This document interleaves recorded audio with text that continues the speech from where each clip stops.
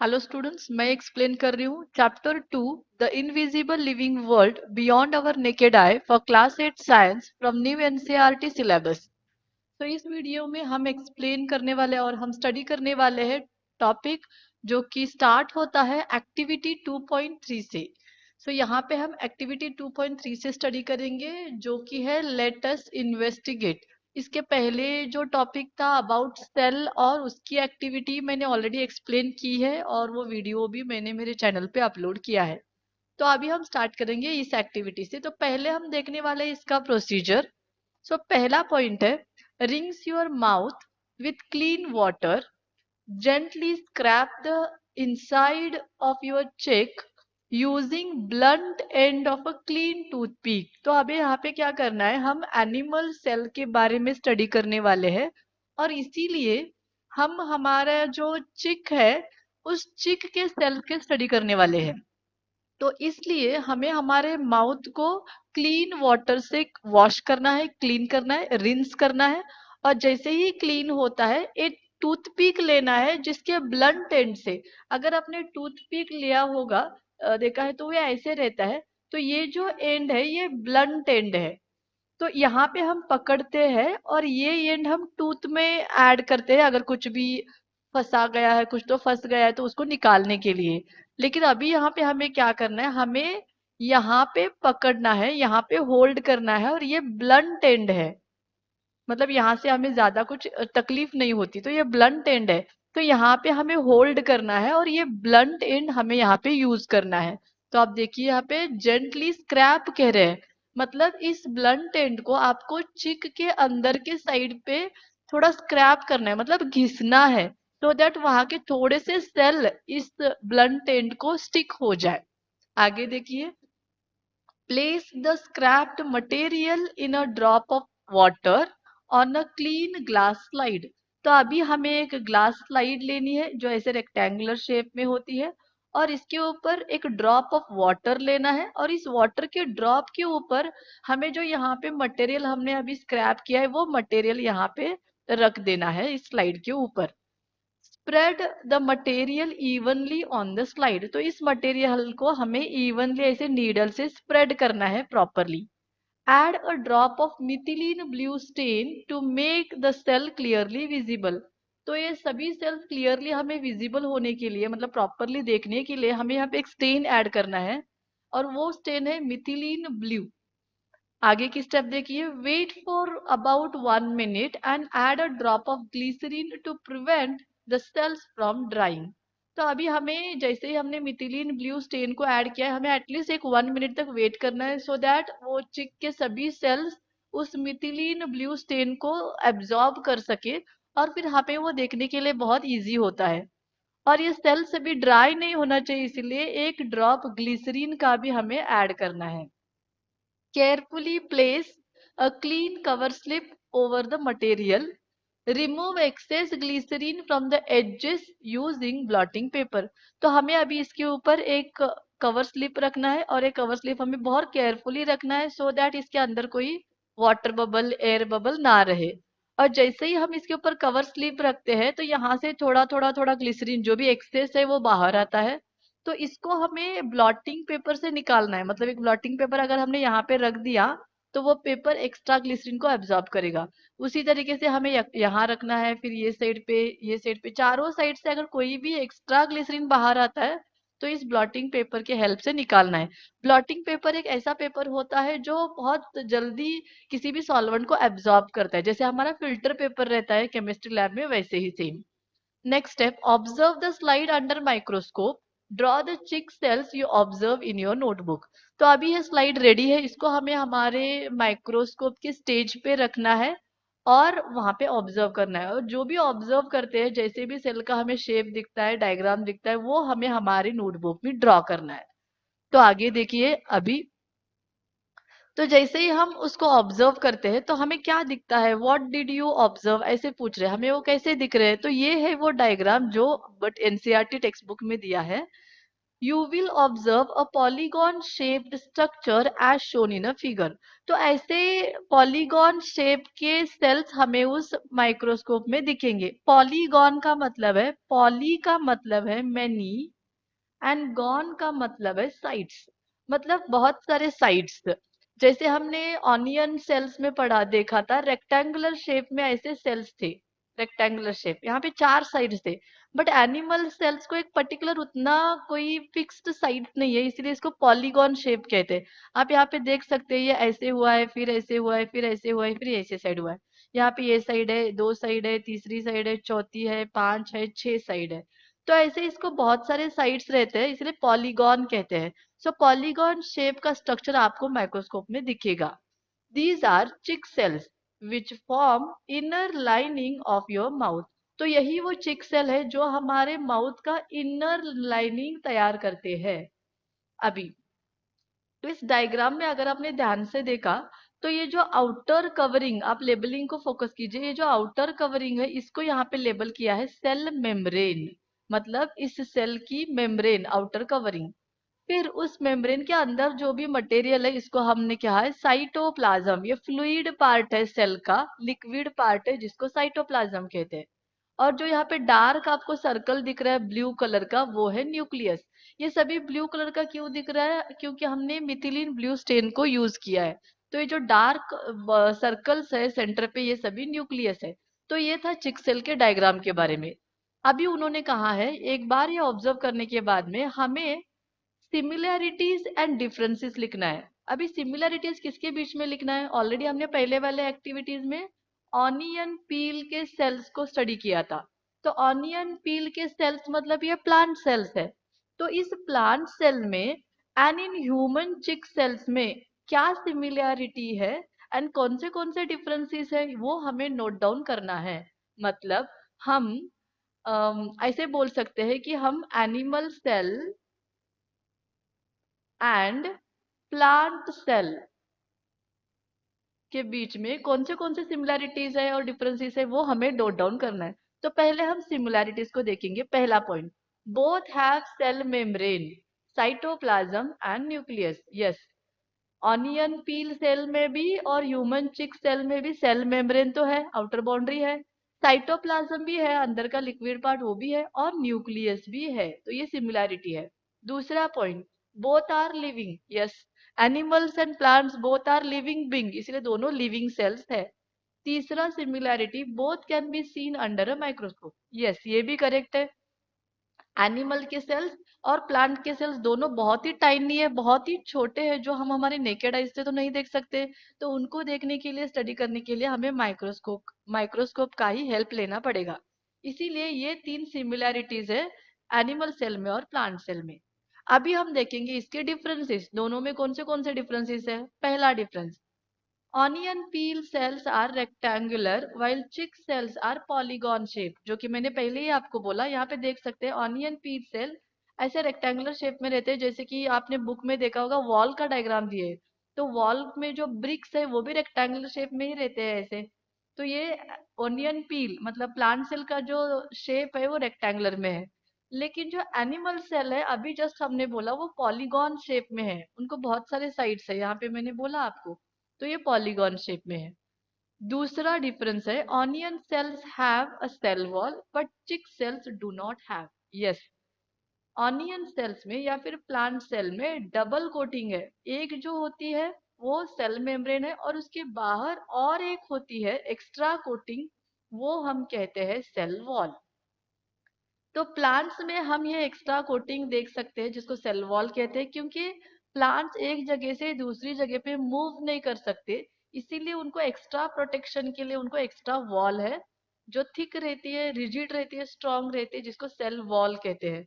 लेकिन plant cell तो सिर्फ एक ही मेम्ब्रेन से बना है जो सेल मेम्ब्रेन है, क्योंकि सॉरी, एनिमल सेल तो एक ही मेम्ब्रेन से बने हैं जो सेल मेम्ब्रेन है, क्योंकि एनिमल्स एक जगह से दूसरी जगह पे मूव हो सकते हैं, वो खुद को प्रोटेक्ट भी कर सकते हैं, इसीलिए इनको सिर्फ एक ही मेम्ब्रेन है. तीसरा डिफरेंस देखिए, onion cell have a large vacuole while cheek cells do not have a large vacuole. Animal cells में वैक्यूल्स आपको छोटे छोटे दिखते हैं, लेकिन प्लांट सेल्स में जैसे कि ऑनियन सेल, वैक्यूल बहुत ही बड़ा रहता है। अगर ये एक ऑनियन पील का सेल है तो इसमें जो वैक्यूल रहेगा वो इतना बड़ा रहता है, और न्यूक्लियस यहाँ पे छोटा रहता है एक साइड पे। तो ये बड़ा वैक्यूल क्यों है? क्योंकि जो प्लांट सेल्स है वो फोटोसिंथेसिस करते हैं, क्योंकि उनके क्लोरोफिल है। तो फोटोसिंथेसिस के बाद जो भी फूड तैयार होता है वो फूड स्टोर करने के लिए प्लांट सेल में बड़ा वैक्यूल है, क्योंकि वैक्यूल का काम ही है फूड को स्टोर करना, स्टोरेज करता है। बट एनिमल सेल्स जैसे कि चिक सेल्स, कोई भी एनिमल सेल फूड तो प्रिपेयर नहीं करता, वो फूड के लिए दूसरों के ऊपर डिपेंड है। हम फूड के लिए प्लांट्स के ऊपर डिपेंड है, दूसरे एनिमल्स के ऊपर भी डिपेंड है। तो हम कोई फूड तैयार नहीं कर रहे, मतलब वैक्यूल कोई स्टोरेज का काम नहीं कर रहा है, इसीलिए यहाँ पे वैक्यूल छोटे छोटे होते हैं, नहीं तो एब्सेंट भी होते हैं। फोर्थ डिफरेंस है, onion cells are closely arranged while cheek cells are loosely arranged. तो ऑनियन सेल में यहाँ पे डबल कोटिंग होने की वजह से, पहला सेल मेम्ब्रेन है, बाहर सेल वॉल है, इसके वजह से ये सेल एक दूसरे से बहुत नजदीक और क्लोजली अरेंज्ड रहते हैं। यहाँ पे कोई स्पेस आपको दिखाई नहीं देता, क्योंकि वो सपोर्ट करते हैं, रिजिड रिजिड रहते हैं, प्लांट्स को सपोर्ट करते हैं। बट एनिमल सेल्स में सेल्स के बीच में बहुत सारा स्पेस रहता है, आप देख सकते हैं यहाँ पे बहुत सारा स्पेस रहता है, और इस स्पेस की वजह से ये सेल्स मूव हो सकते हैं, एक जगह से दूसरी जगह पे मूव होते हैं, वो अपना शेप भी चेंज कर सकते हैं। इसीलिए ये यहाँ पे फोर्थ डिफरेंस है। सो आई होप आपको समझ में आए होंगे इसमें कौन से सिमिलैरिटीज है और कौन से डिफरेंसेस है। एक्चुअली यहाँ पे ये similarities and differences onion peel cell and human cheek cells में दिए हैं, लेकिन यही डिफरेंसेस हम animal cell and plant cell के में भी लिख सकते हैं। अगर क्वेश्चन आता है एग्जाम में, write the differences between animal cell and plant cell, तो आप यही चारों अगर लिखते हैं तो भी करेक्ट है। सिर्फ आपको याद रखना है कि ऑनियन पील के प्लेस पे आप प्लांट सेल बोलिए, एंड चिक सेल्स के प्लेस पे आपको एनिमल सेल बोलना है, उतना ही आपको याद रखना है। सो ये थी ये एक्टिविटी। अभी हम आगे स्टडी करेंगे। अभी हम स्टडी करने वाले हैं फंक्शंस ऑफ सेल पार्ट्स। सो जो भी अभी जस्ट हमने सेल्स के पार्ट स्टडी किए उन सबके फंक्शन स्टडी करेंगे। तो पहले हम देखने वाले हैं सेल मेम्ब्रेन का फंक्शन। सो मैंने आपको कहा अगर ये प्लांट सेल है तो ये है इसका सेल मेम्ब्रेन, और अगर ये एनिमल सेल है तो ये है इसका सेल मेम्ब्रेन। तो मैं यहाँ पे दोनों को एक ही लेबल करती हूँ, सेल मेम्ब्रेन। और इस सेल मेम्ब्रेन के अंदर फिर यहाँ पे रहता है साइटोप्लाज्म। तो ये भी मैं यहाँ पे दोनों को साथ ही लेबल करती हूँ, ये साइटोप्लाज्म है। और यहाँ पे सेंटर पे न्यूक्लियस रहेगा, यहाँ पे भी न्यूक्लियस रहेगा, तो ये भी लिखती हूँ, ये हो गया न्यूक्लियस। यस। तो अभी हम सेल मेम्ब्रेन का फंक्शन देखेंगे। Protects the cell and allows useful substances to enter and waste materials to leave.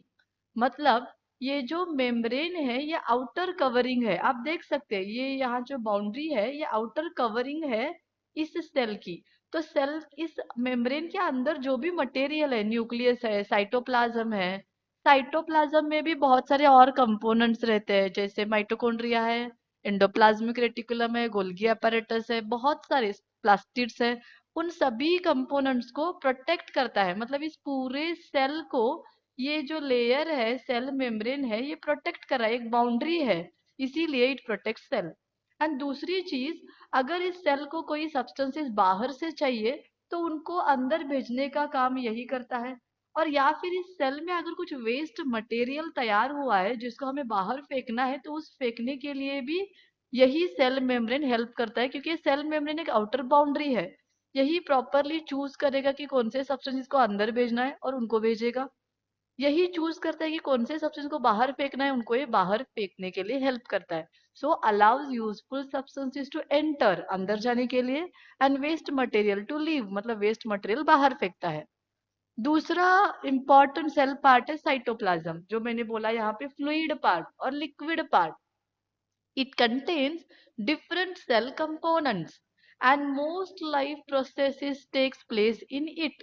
तो ये सेल साइटोप्लाज्म एक ऐसा पार्ट है, लिक्विड पार्ट है, जिसमें सेल के और भी बहुत सारे कंपोनेंट्स रहते हैं। आपको मैंने अभी जस्ट बोला कि एक कंपोनेंट है जिसका नाम है माइटोकॉन्ड्रिया। और एक है वो है एंडोप्लाज्मिक रेटिक्यूलम। Endoplasmic reticulum.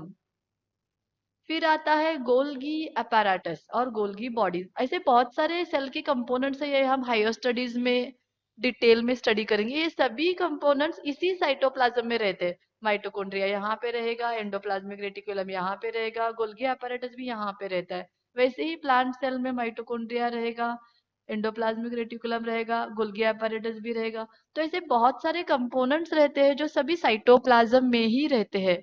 और ये जो भी कुछ काम करते हैं, जैसे कि माइटोकॉन्ड्रिया पावर तैयार करता है, endoplasmic reticulum proteins and lipids तैयार करता है, गोल्गी अपैरेटस उनको पैक करने का काम करता है, उनको मॉडिफाई चेंज करने का काम करता है, प्लास्टिड जिसमें क्लोरोफिल है तो फोटोसिंथेसिस का काम करता है। ये जो भी इम्पोर्टेंट लाइफ के प्रोसेस है वो सभी इस साइटोप्लाज्म में ही होते हैं। नेक्स्ट पार्ट है nucleus. It controls the activities and growth of the cell. So ये न्यूक्लियस मतलब जैसे कि हेड ऑफ द सेल है, ये मेन है जो इस सेल में जितने भी एक्टिविटीज होते हैं वो सबको ये न्यूक्लियस ही कंट्रोल करता है। जैसे कि मैंने बोला माइटोकॉन्ड्रिया पावर करता है production, endoplasmic reticulum proteins and lipids करता है। तो ये कब करना है कब नहीं करना है, सेल के अंदर क्या आ सकता है क्या बाहर आ सकता है, सेल कब डिवाइड होता है, ये सभी एक्टिविटीज न्यूक्लियस ही कंट्रोल करता है। जैसे कि न्यूक्लियस इस सेल का हेड है, मेन है, और इस सेल के ग्रोथ का भी वही देखता है। नेक्स्ट पार्ट है सेल वॉल। सेल वॉल जो है वो एक आउटर कवरिंग है और वो हम सिर्फ प्लांट सेल में उतना ही देख सकते हैं। तो ये हो गई वो एक्स्ट्रा आउटर कवरिंग जिसको हम कहते हैं सेल वॉल। तो ये आउटर कवरिंग हमें एनिमल सेल में दिखाई नहीं देती, वो सिर्फ प्लांट सेल में उतना ही रहती है। तो इसका काम क्या है, it gives strength, shape and support to the plant cell. So ये रिजिड होती है, स्ट्रॉन्ग होती है, इसीलिए ये प्लांट सेल को स्ट्रेंथ देती है। ये है इसीलिए प्लांट सेल रेक्टेंगुलर शेप में है। एंड इवन ये प्लांट को सपोर्ट करती है क्योंकि plant as I told they will not move from one place to another place, therefore they required extra support. और उस एक्स्ट्रा सपोर्ट के लिए यहाँ पे सेल वॉल है। लेकिन जैसे कि एनिमल है, कॉम्प्लेक्स एनिमल है, इसीलिए एनिमल एक जगह से दूसरी जगह पे मूव करते हैं, तो हमारे सेल्स में, एनिमल्स के सेल्स में ये एक्स्ट्रा कवरिंग absent होती है। तो ये एक मेजर डिफरेंस है एनिमल सेल में और प्लांट सेल में। Animal cell don't have cell wall but plant cell have cell wall, तो ये एक डिफरेंस है। सो ये थे functions of cell part. I hope आपको अंडरस्टैंड हो जाएंगे, बहुत नीटली मैंने यहाँ पे एक्सप्लेन किया है। अभी हम देखेंगे next topic 2.1.1, variation in shape and structure of a cell. तो ये जो सेल्स है ये अलग अलग शेप में या फिर अलग अलग स्ट्रक्चर्स में हमें मिलते हैं। तो ये ऐसे क्यों है वही हम अभी स्टडी करेंगे, और कौन से हमारे पास शेप स्ट्रक्चर्स है वो भी स्टडी करेंगे। तो पहला पॉइंट देखिए, cells have different shapes, sizes and structures depending on the functions they perform।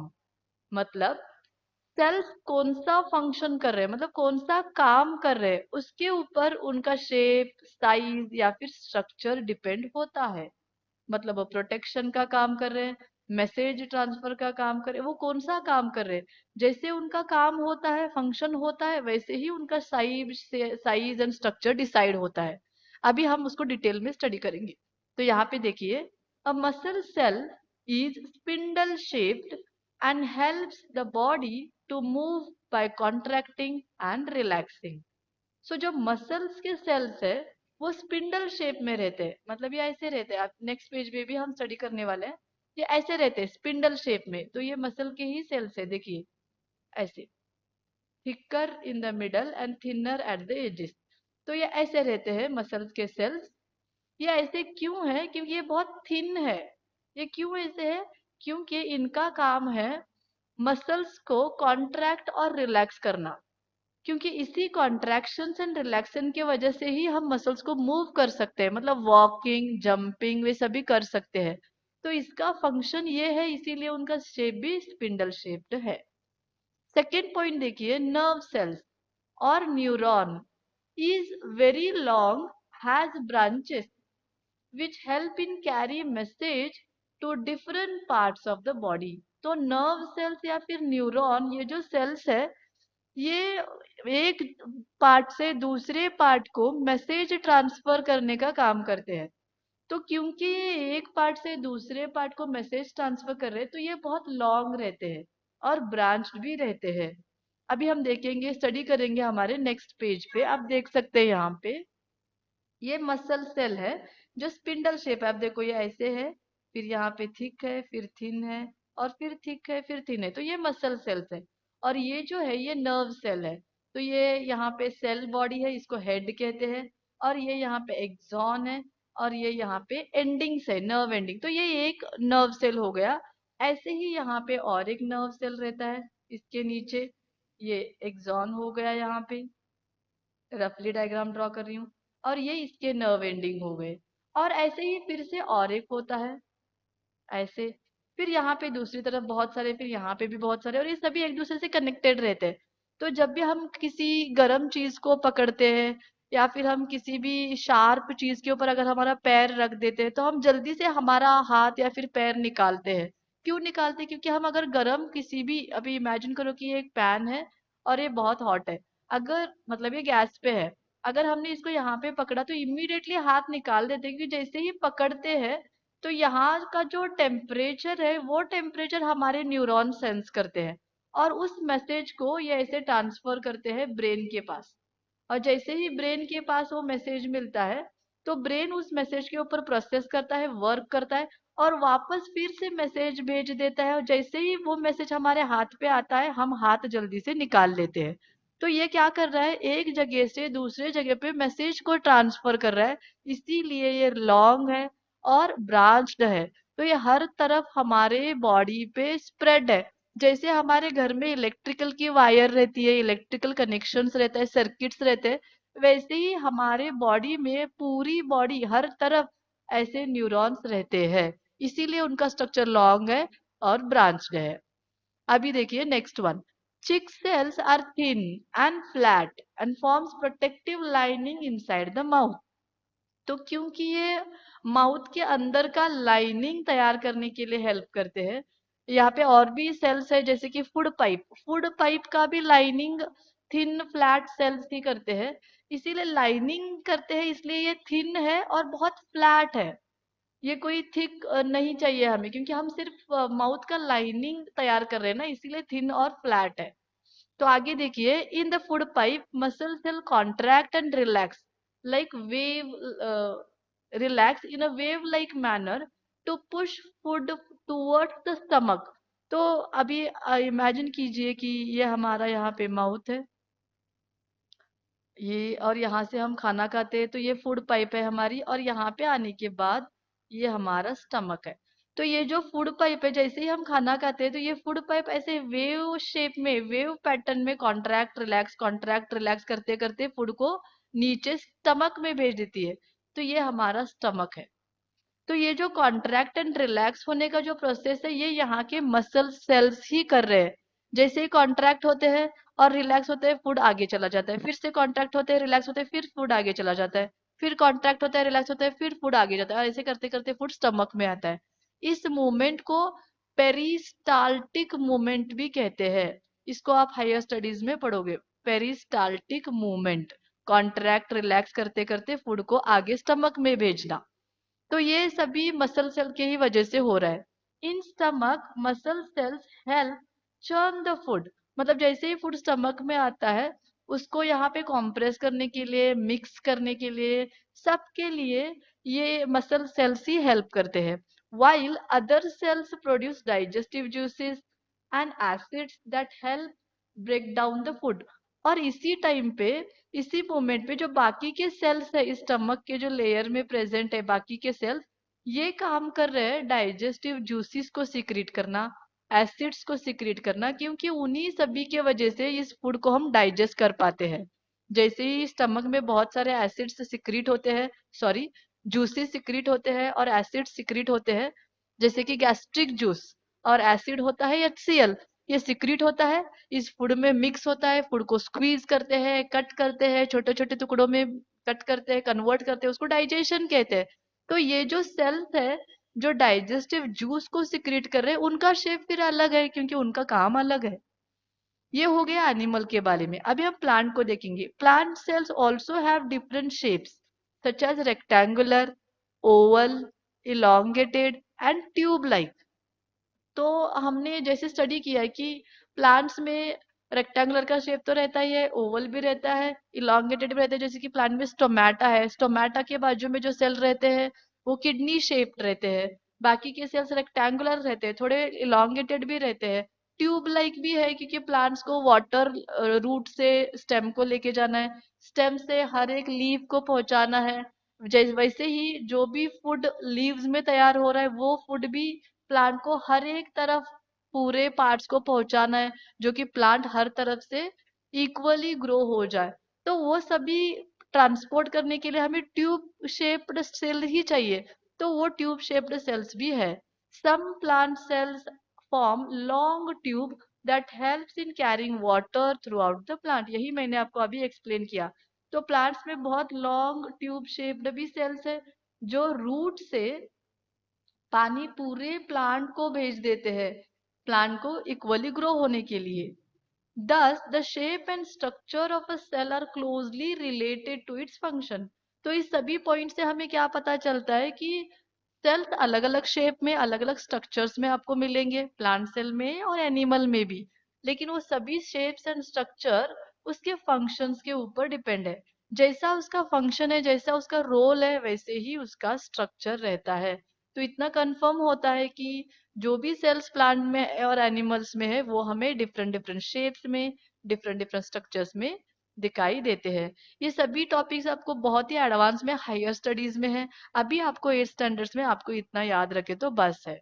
I hope आपको ये वीडियो समझ में आएगा। जो भी नोट्स मैंने दिए वो नोट्स रीड कीजिए, अंडरस्टैंड कीजिए, और इस नोट्स को आप लिख के आपके खुद के ओन नोट्स भी प्रिपेयर कर सकते हैं, सो दैट आपको एग्जाम में प्रिपेयर करने के लिए इजी हो जाएगा।